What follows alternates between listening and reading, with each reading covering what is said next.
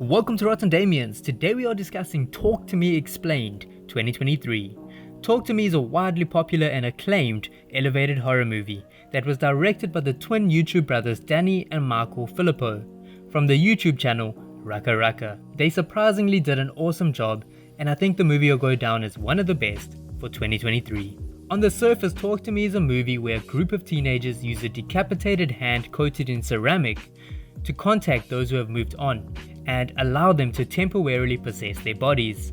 It is a nice spin on the traditional Ouija board, and Danny and Michael go about it in a very realistic manner where I believe the characters behave exactly as modern teenagers would.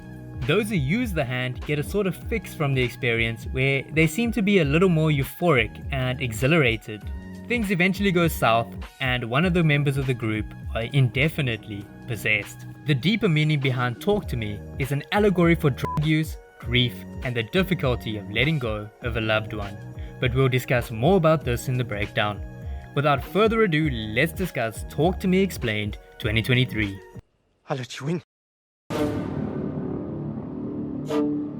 Talk to Me follows Mia, a girl who recently lost her mother to an overdose. She blames her father for her mother's demise because she believes if he had found her earlier, she'd still be here. Because she blames her father, she seeks solace in her best friend Jade's family.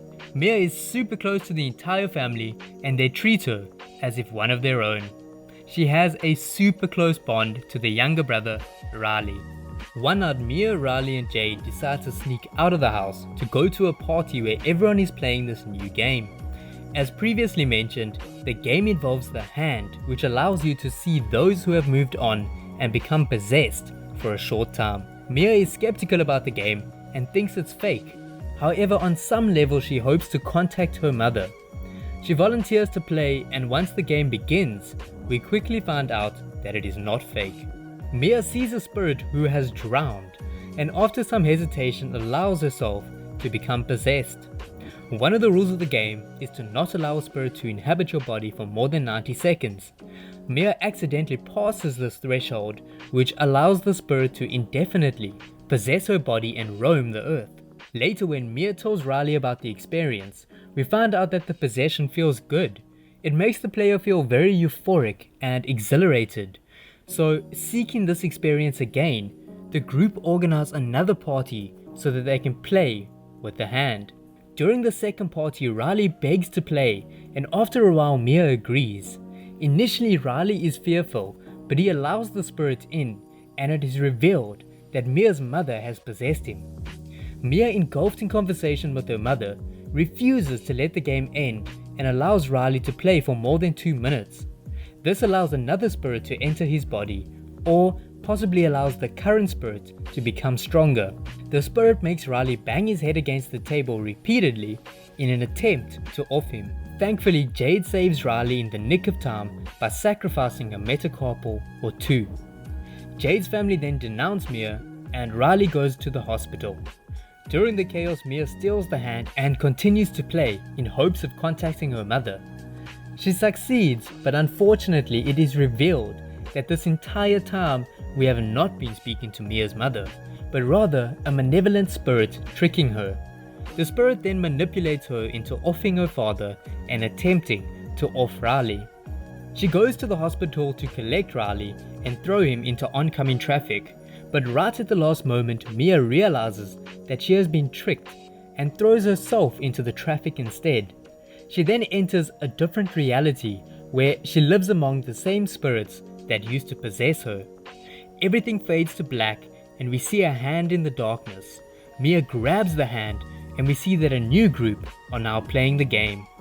The new group let her in and she possesses his body. The cycle will continue indefinitely as long as the hand is passed from person to person. Initially I was going to explain the ending first, but to understand it you need the backstory of the hand.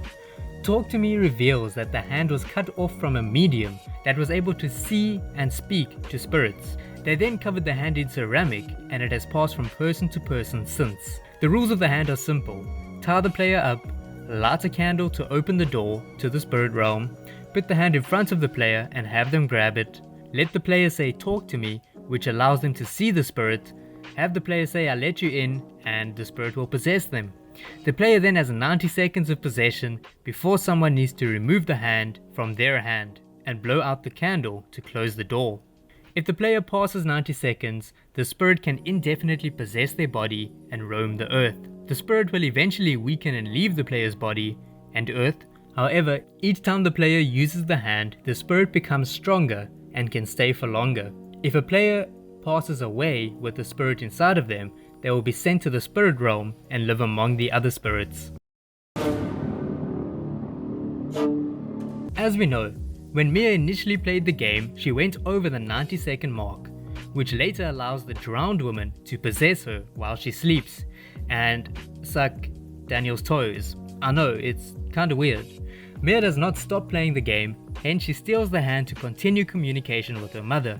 This means that the water spirit never truly left Mia's body, and that she is posing as Mia's mother. We know it is the woman who drowned who poses as Mia's mother, because as the movie progresses, her form begins deteriorating.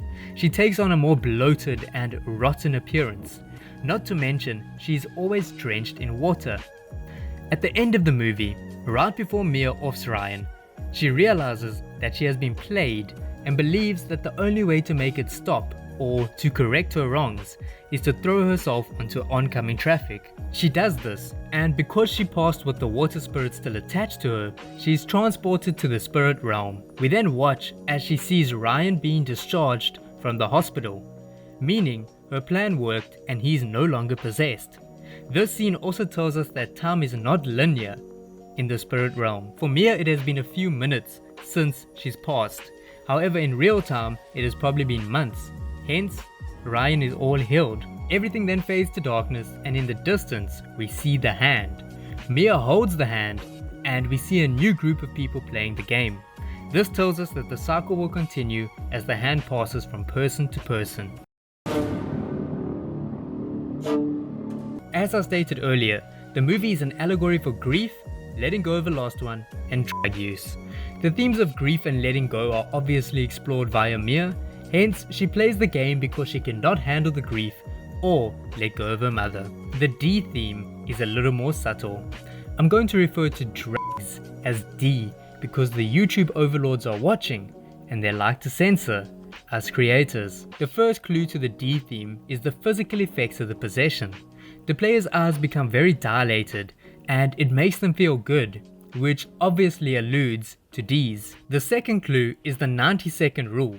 It closely resembles an addict's habits, because although they use, they try their best to not overdose. They use just enough to feel the effects. They know if they overdose, there may potentially be negative consequences. Talk to Me uses the same approach with the hand. The players use the hand just long enough to feel the effects. They know if they play too much or go past the 90 seconds, there will be negative consequences. They build on addict behavior further. Once an addict stops using, it is usually very difficult to stop, cold turkey. Hence, they crave and undergo withdrawal.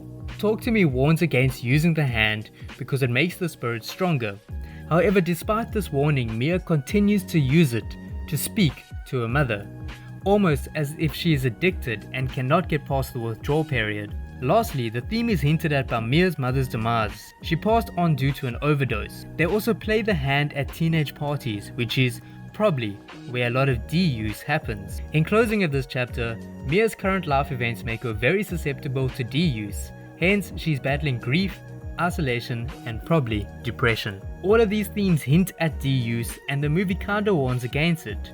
Hence, Mia and the gang dip their toe into the world of using, and it leads to very unfavorable outcomes. Not only does it hurt them, but also the people around them.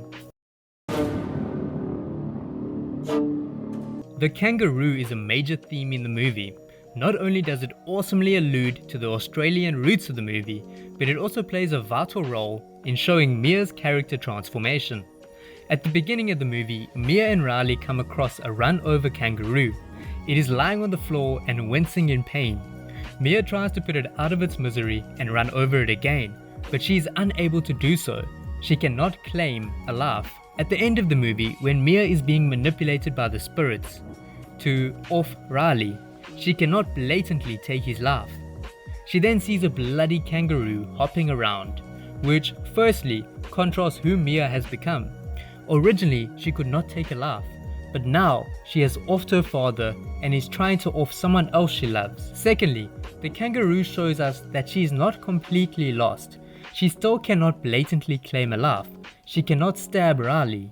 So the kangaroo gives her the idea to throw him into oncoming traffic so that he can be run over just like the kangaroo was. That way she technically did not off him. Okay, so this is just my personal theory. When Mia plays the game for the first time, we see how the spirits target Riley. They begin chanting run and telling him that they are coming for him. Then once Riley plays the game, the spirit tries to off him so that he will be trapped with them in the spirit realm. So either the spirits wanted Riley because he was a child and therefore an easy target to control once possessed. Or, in my opinion, the spirits never truly wanted Riley. They saw him as a means to collect Mia. As we see at the end of the movie, time is not linear in the spirit realm, so perhaps the spirits can see the future, which allows them to see that Mia is the one who gets collected. However, they cannot see how her demise comes about. Therefore, they pretend to take Riley as a means to create a path to manipulate Mia and cause her demise. Perhaps once the water figure possessed her, she could see that Mia would be an easy target because of how easily she can be manipulated. Hence, she wanted to see her mother again. If you enjoyed this breakdown, be sure to like, comment and subscribe. It really helps the channel grow and for me to reach my goals. Danny and Michael did an amazing job with this movie, and I was blown away. It was perfectly constructed with good scares, great acting, amazing character development, cinematography, and a beautiful, deeper message. I cannot wait for Talk to Me 2, the sequel. I give the movie 9 Rotten Damians out of 10. Thank you for watching, and I'll see you next week.